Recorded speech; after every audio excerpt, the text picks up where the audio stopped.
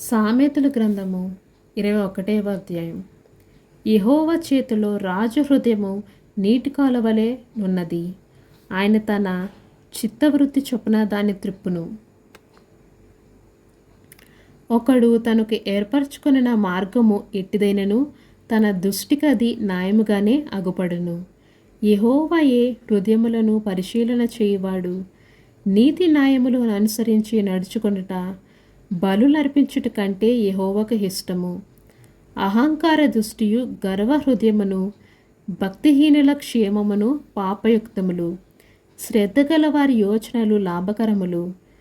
తాలిమి లేక పనిచేయవానికి నష్టమే ప్రాప్తించును.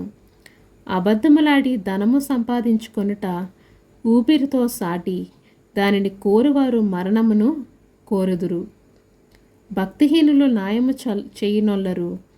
వారు చేయి బలాత్కారము వారిని కొట్టుకొని పోవును. దోషభరుని మార్గము మిక్కిలి వంకర మార్గము. పవిత్రుల కార్యము యథార్థము. గయ్యాలితో పెద్ద ఇంట నుండుట కంటే మిద్ది మీద ఒక మూలన నివసించుట మేలు.